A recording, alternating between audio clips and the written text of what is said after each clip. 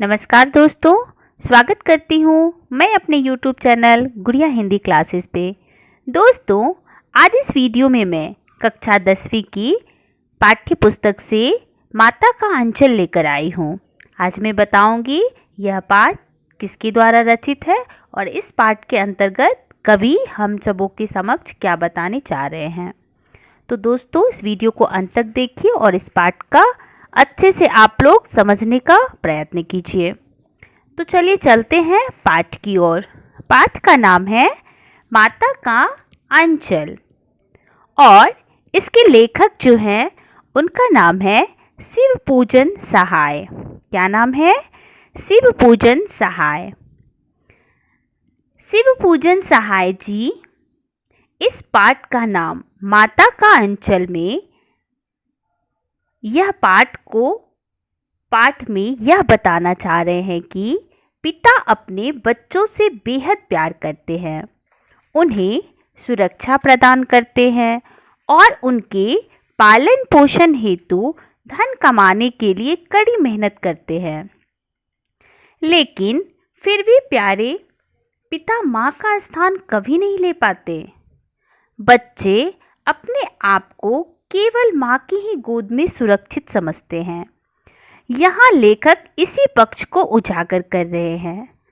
तो बच्चों, आज हम इस पाठ में यही पढ़ने के लिए जा रहे हैं। सबसे पहले लेखक का परिचय।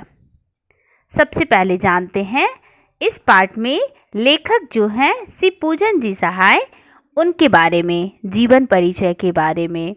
शिवपूजन सहाय का जन्म सन 1893 ईस्वी में गांव उनवास, जिला भोजपुर, बिहार में हुआ था। उनके बचपन का नाम भोलानाथ था। 10वीं तक शिक्षा प्राप्त करने के बाद उन्होंने बनारस की अदालत में नवीस की नौकरी की। बाद में उन्होंने हिंदी अध्यापक के रूप में नौकरी की। असहयोग आंदोलन के प्रभाव में आकर उन्होंने सरकारी नौकरी से त्यागपत्र दे दिया। शिवपूजन सहाय अपने समकालीन लेखकों में बहुत लोकप्रिय और सम्मानित व्यक्ति थे। उन्होंने जागरण, माधुरी, हिमालय, बालक आदि अनेक प्रतिष्ठित पत्रिकाओं का संपादन किया। साथ ही वे हिंदी की प्रसिद्ध पत्रिका मतवाला के संपादक मंडल के सदस्य भी रहे थे। सन 1963 ईस्वी में उनका देहांत हो गया। उनके द्वारा रचित कुछ प्रमुख रचनाएं हैं। वे मुख्यतः गद्य के लेखक थे, जैसे ग्राम सुधार, स्मृति शेष, देहाती दुनिया, वे दिन वे लोग आदि दर्जन भर उनकी प्रसिद्ध गद्य कृतियां हैं। शिवपूजन रचनावली के 4 खंडों में उनकी संपूर्ण रचनाएं प्रकाशित हो चुकी है।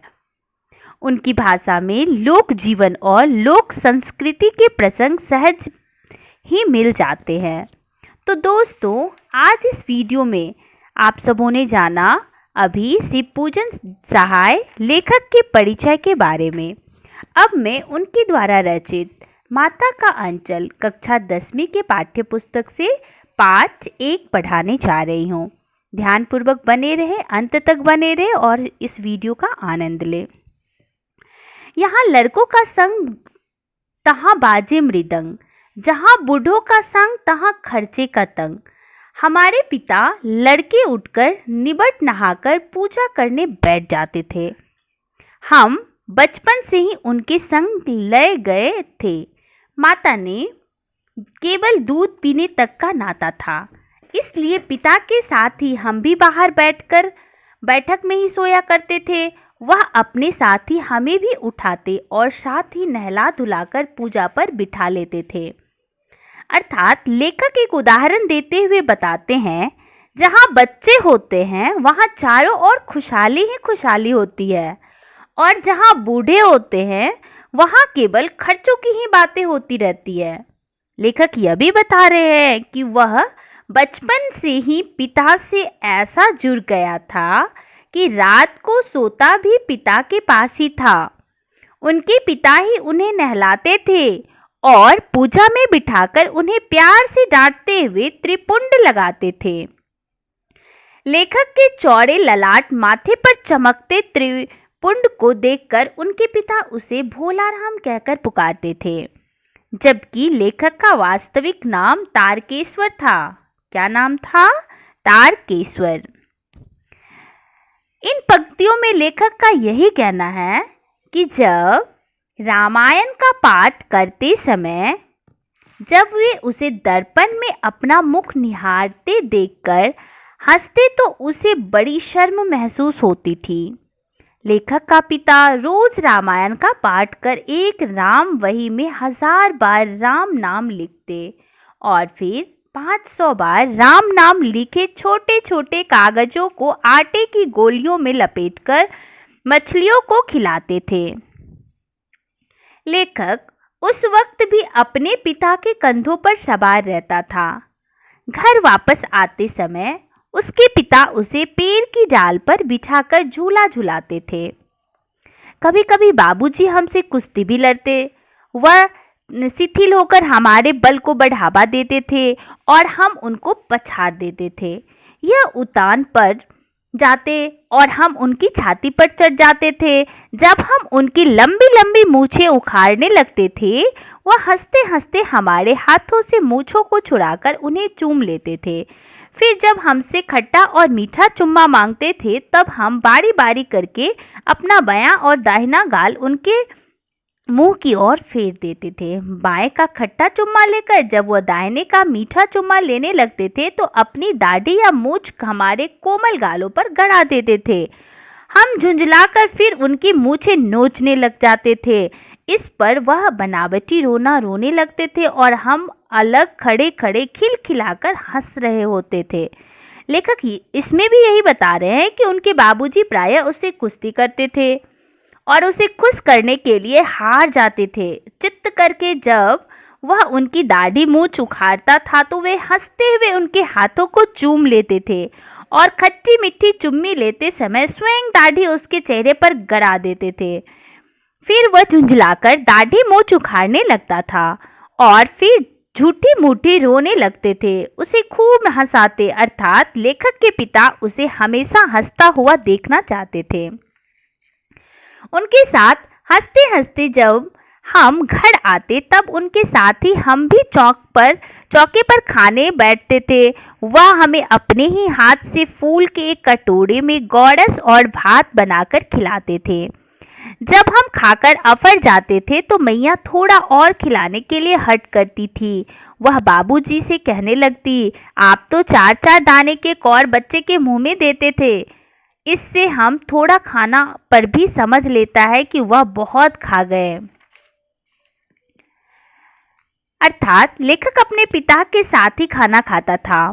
पिता अपने हाथ से उन्हें दही भात खिलाते थे। पेट भर जाने पर भी लेखक की माँ थोड़ा और खिलाने की जिद करती थी और कहती कि बच्चों की थोड़ा बड़ा और कौर होना चाहिए। इससे अक्सर कहती हैं कि बच्चों को खाना तो एक माँ ही पेट भर के खिला सकती है और उन्हें जबरदस्ती खिलाना शुरू कर देती थी। वह पशु पक्षियों के नाम की कौर बनाती और उसे बहला फटलाकर खिला देती थी। खाना खाते ही पिता उसे बाहर खेलने भेज देते। लेखक कार्ड का घोड़ा लेकर नंगा ही बाहर खेलने लगा। लेखक बताते हैं कि बचपन में जब उसकी माँ उसे पकड़कर सर में तेल की मालिश करती थी तो वह बहुत छटपटाता था, परंतु माँ पिता के बिगड़ने पर भी अच्छी तरह मालिश करके चोटी गूंथ कर रंगीन कपड़े पहना करके ही छोड़ती। उसके बाद वह पिता की गोद में सिसकता हुआ बाहर चला जाता। बाहर खेलते साथ के बच्चों को देखते ही रोना भूलकर गोद से उतरकर तुरंत खेलने लग जाता। तमाशे भी ऐसे वैसे नहीं, तरह तरह के नाटक। चबूतरे का एक कोना ही नाटक घर बनता था। बाबूजी जिस चौकी पर बैठकर नहाते थे वही रंगमंच बनती थी। उसी पर सरकंडे के खंभों पर कागज का चंदोआ तानकर मिठाइयों की दुकान लगाई जाती थी। उसमें चिलम के खोंचे पर कपड़े के थालों में ढेले के पत्तों की पूड़ियाँ, कचौड़ियाँ, गीली मिर्च की जलेबियाँ, फूटी घड़े के टुकड़ों के बतासे आदि मिठाइयाँ सजाई जाती थी। लेखक क्या बताते हैं कि बचपन में वे चबूतरे के कोने को नाटक घर और चौकी को रंगमंच बनाकर कभी दुकान बनाते थे तो कभी मिट्टी के ढेलों, पत्थरों के टुकड़ों से लड्डू, पैसे और बतासों के खमोचे बनाते थे। कभी कभी पिताजी भी उनसे गोरखपुरी पैसे, बटखड़े और जस्ते के छोटे छोटे टुकड़े खरीद लेते थे। अर्थात बाल सुलभ स्वभाव होने के कारण वह बच्चों के साथ खेलने लग जाते थे। कुछ समय बाद बच्चे मिठाई की दुकान बढ़ाकर घरौंदा बनाने लग जाते थे, जो धूल और तिनका से बनाया जाता था। फिर वे जियोनार बनाते तथा खुद की जिम्मे बैठ जाते। लेखक के पिता जब चुपचाप पंगत में आ बैठते थे तो सारे बच्चे हंसते हुए वहां से भाग जाते। वे पूछते कि अगला भोज कब होगा और हंसते हंसते लोटपोट हो जाते थे। लेखक अपने बचपन के खेलों के बारे में यही बताते हैं कि कभी कभी वे सभी कंस्तर का बाजा, अमोले की सहनाई और टूटी टूटी जो चूहेदानी की पालकी बनाकर बाराती बन जाते थे। लेखक स्वयं समधी बनकर बकरे पर चढ़ जाता था। बारात चबूतरे के कोने से दूसरे कोने पर जाकर रुकती थी, सजे हुए मंडप तक जाती थी और फिर वापस लौट आती। पिताजी ज्यों ही दुल्हन की मुंह देखने के लिए घूंघटा उठाते तो सारे बच्चे भाग खड़े हो जाते थे। फिर खेती करने का खेल खेला जाता था। चबूतरे पर घिरनी गाड़ कर गली को कुआं बनाकर पतली सी रस्सी में एक चुक्कड़ बांधकर दो बच्चे बैल बनकर घूमने लग जाते थे। अंगूठे का हल बनाकर फसल उगाते और तुरंत काट लेते थे। फसल को एक जगह रखकर पैरों से रौंदते और मिट्टी के दिए की तराजू पर तौलकर नकदी बनाते थे। तभी लेखक के पिता उनसे खेती का हाल चाल पूछ बैठते थे और सब खेत खलिहान छोड़कर भाग जाते। अर्थात ऐसे ऐसे नाटक हम लोग बराबर खेला करते थे। बटोही भी कुछ देर ठिठक कर हम लोगों के तमाशे देख लेते थे। जब कभी हम लोग ददरी के मेले में जाने वाले आदमियों का झुंड देख पाते तब कूद कूद कर चिल्लाने लग जाते थे।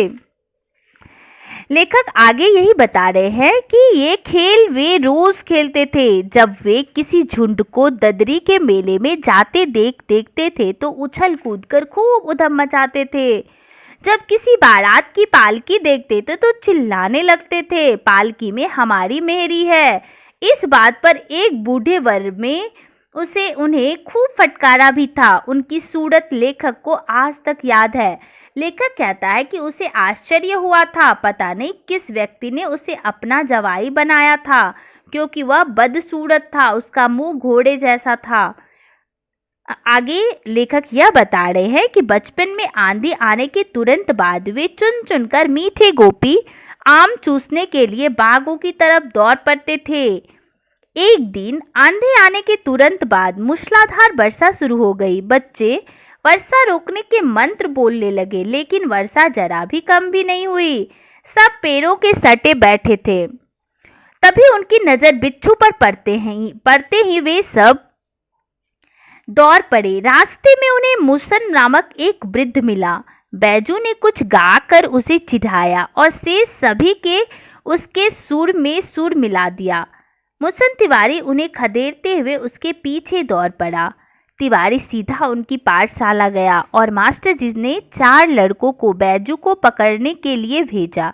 बैजू तो भाग गया, लेकिन बाकी सभी पकड़े गए। गुरुजी ने सबका मन लगाकर खूब धुनाई की। खबर सुनते ही पिताजी पाठशाला में दौड़े चले आए। खूब लार करने पर भी मैं गोद में बैठा उनका कंधा गीला कर रहा था। पिताजी ने गुरुजी से झगड़ा किया, हमें साथ लेकर घर चल पड़े। रास्ते में बच्चों का नाचता गाता झुंड देखकर हमसे रहा ना गया और गोद से उतरकर उनके साथ चल पड़े। फिर सब मकई के खेत की ओर दौड़ पड़े। सब चिड़िया को पकड़ने के लिए भाग रहे थे और हम चिड़ियों को खेत खाने को उकसा रहे थे। दूर खड़े कुछ व्यक्ति पिताजी से बोले कि बच्चे और बंदर पढ़ाई पीर नहीं समझते और हंसने लगे। लेखक अपने बचपन की और घटना का जिक्र करते हुए कहता है कि एक टीले पर जाकर हम सब चूहों के बिलों में पानी डाल रहे हैं कि तभी गणेश जी की सवारी चूहों की रक्षा के लिए शिव जी का सांप निकल आया। उसे देखते ही सब बुरी तरह से दौड़ पड़ा, गिरते पड़ते लहूलुहान होते एक सुर में रोते रोते सभी अपने घरों में घुस गए। पिताजी और सारे में बैठे हुक्का पी रहे थे, पर मैं उन्हें अनसुना कर माँ के पास दौड़ पड़ा। माँ बैठी चावल साफ कर रही थी, तभी लेकिन उसे डरा देख चावल साफ करना छोड़ रो पड़ी। लेखक उनकी गोद में बुरी तरह चिपका हुआ काफी देर तक सा कर रहा था। माँ ने जल्दी से उसका मुख चूमते हुए घाव पर हल्दी लगाई। पिताजी ने भी दौड़े आए और उसे माँ की गोद से लेने लगे, परंतु पूरे दिन जिस माँ के पास वह सिर्फ दूध पीने ही आता था, उसने अब उसकी प्रेम, सुरक्षा और शांति की छाया ना छोड़ी। अर्थात लेखक डर के मारे माँ की गोद में चिपका रहा। तो बच्चों, इस पाठ से हमें यही सीख मिलती है कि बाबूजी कितनों भी प्यार कर रहे थे, लेकिन बच्चों को सुकून माँ के आंचल में ही जाकर मिलती है। आकर झट हमें मैया की गोद से अपनी गोद में लेने लगे, पर हमने मैया के आंचल की प्रेम और शांति के चौंदवे की छाया ना छोड़ी। अर्थात लेखक क्या कह रहे हैं कि बच्चों को जो सुकून प्राप्त होती है वह कहाँ प्राप्त होती है? माँ के आंचल में। कहाँ पे? माँ के आंचल में। तो दोस्तों, आज आप सबों ने जाना माता के आंचल के बारे में। अब इस पाठ में कुछ कठिन शब्द हैं, मैं उस कठिन शब्दों के अर्थ को भी बता दे रही हूँ। कठिन शब्द है मृदंग। शब्द मृदंग, इसका अर्थ होता है एक तरह का वाद्य यंत्र। क्या होता है? एक तरह का वाद्य यंत्र। शब्द तड़के, इसका अर्थ होता है प्रभात या सवेरा। शब्द लीलार, इसका अर्थ होता है ललाट। शब्द त्रिपुंड, इसका अर्थ होता है एक प्रकार का तिलक जिसमें ललाट पर 3 आड़ी या अर्धचंद्राकार रेखाएं बनाई जाती हैं। शब्द उतान, इसका अर्थ होता है पीठ के बल लेटना। शब्द सानकर, इसका अर्थ होता है मिलाना या लपेटना, गूंथना। शब्द अफर, इसका अर्थ होता है भरपेट से अधिक खा लेना। शब्द ठौर, इसका अर्थ होता है स्थान या अवसर। शब्द महतारी, इसका अर्थ होता है माता। शब्द कड़वा, इसका अर्थ होता है कड़वा तेल, का अर्थ होता है सरसों का तेल। शब्द बौद्धकर, इसका अर्थ होता है सराबोर कर देना। शब्द चंदोआ, इसका अर्थ होता है छोटा समियाना। शब्द ज्योनार, इसका अर्थ होता है भोज या दावत। शब्द जीमने, इसका अर्थ होता है भोजन करना। शब्द अमोले, इसका अर्थ होता है आम का उगता हुआ पौधा। शब्द ओहार, इसका अर्थ होता है पर्दे के लिए डाला हुआ कपड़ा। शब्द कशोरे, इसका अर्थ होता है मिट्टी का बना छिछला कटोरा। शब्द रहरी, इसका अर्थ होता है अरहर। शब्द अठई, इसका अर्थ होता है कुत्ते के शरीर में चिपके रहने वाला छोटे कीड़े या किलकी। शब्द चिरौरी, अर्थात दीनता पूर्वक की जाने वाली प्रार्थना या विनती। शब्द औशारे, अर्थात बरामदा। शब्द अमनिया, इसका अर्थ होता है साफ या शुद्ध। तो दोस्तों, ये थे कुछ कठिन शब्द जिसका मैं अर्थ बता दी हूँ। ये पार्ट 1 है, आप सभी इसे पहले देख लीजिए। पार्ट 1। पार्ट 2 में मैं इस पार्ट के सभी प्रश्नोत्तरी बनाऊंगी। और अगर आप सबों को यह वीडियो अच्छी लग रही हो तो हमें अवश्य कमेंट करके बताइए कि आपको यह वीडियो कैसा लगा। और दोस्तों यह वीडियो मैं आप सबों के लिए बनाई हो तो कमेंट भी बनता है और आप सबों की एक लाइक भी बनती है। सभी बच्चे सभी दोस्तों से हमारी यही अनुरोध है कि आप लोग हमारी वीडियो को लाइक करें, अधिक से अधिक शेयर करें, सब्सक्राइब कर ले हमारे चैनल को, ताकि नेक्स्ट वीडियो आप तक पहुंचते रहे। तो दोस्तों आप लोग बने रहे अंत तक हमारे वीडियो के साथ। धन्यवाद।